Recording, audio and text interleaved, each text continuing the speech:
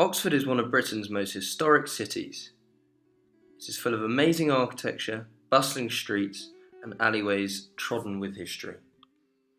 It is also home to the world-famous Oxford University, which has brought forth some of the world's most famous academically elite. The route that I have chosen to carry out this townscape analysis starts by walking northwest on Magdalen Bridge, and then turning left onto Merton Street, and then as you walk down Merton Street turning right, becoming Oriel Square, with a slight left onto Bear Lane, continuing onto Blue Boar Street, then turning right onto St Aldert's, and then turning left down the High Street to finally turn right onto Cornmarket Street, finishing at the church. As you cross over Magdalen Bridge, you can see Magdalen Chapel, with the tower as a focal point showing the entrance to the city. As you make your way down the road, you can see the wall and large gates entering into the Magdalen Chapel. This signifies the difference between public and private space behind the wall.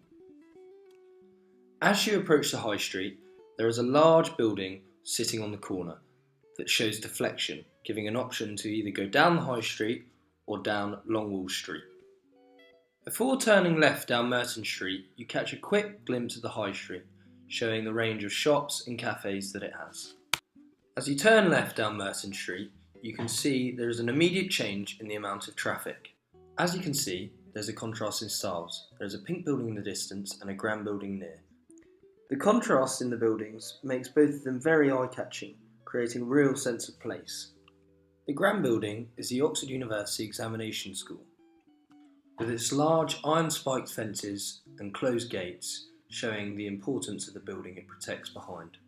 This building also highlights the high level of architecture and intricacy used on buildings within the Oxford colleges. As we walk down Merton Street, we can see that there are different materials used on the surface of the floor to indicate different uses and different spaces. The blue indicates paving, and the green at the back indicates the old cobbled road, whereas the grey indicates the tarmac. As we look down the old cobbled street, to the left is a wall, and on the right there are buildings. This shows a clear difference between public and private space over the wall. Here we have Logic Lane, which is a private lane but allows access as a bridleway through certain times of the year and at certain times in the day.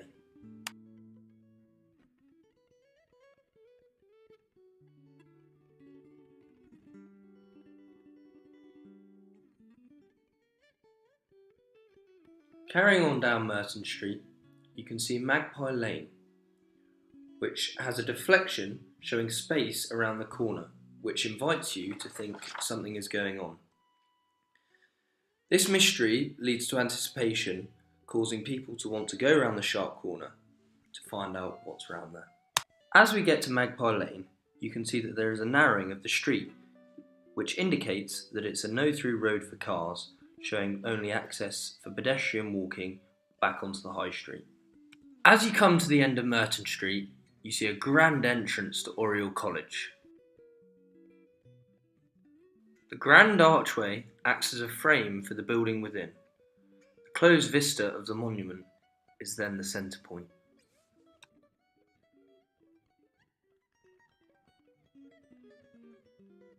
As you look across Oriel Square down Oriel Lane, you can see the University Church of St Mary the Virgin, framed in a picturesque manner.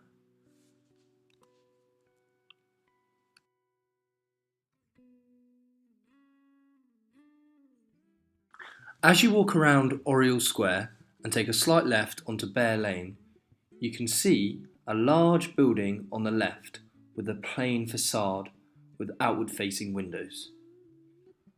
On the right, you can see a range of buildings with different facades with some colour and a range of bricks. As you walk down Bear Lane, you can see the Bear, which is Oxford's oldest pub, and it is a hidden gem, just off the hustle and bustle of the busy High Street. The pub is popular with students, locals and tourists alike who come here to enjoy a fantastic pint in this traditional historic pub. As you go past the Bear, you're now on Blue Ball Street, and as you walk down Blue Ball Street, you can turn right onto St Aldert's. This will then take you up towards the High Street, where the hive of activity has increased. The range, styles, uses and purposes of the architecture have all changed, with a mix of pubs, council buildings, offices and shops. Here we have Queen Street, the Carfax Tower, which is an obvious meeting point for many people within Oxford. Then Cornmarket Street, with Lloyd's Bank on the corner of the High Street. Leading round to the High Street, where it then goes onto the corner of St Aldert's. Looking down St Aldert's, you can see the tower, called Tom's Tower, and then on the final corner of St Aldert's in Queen Street, you can see the Santander Bank.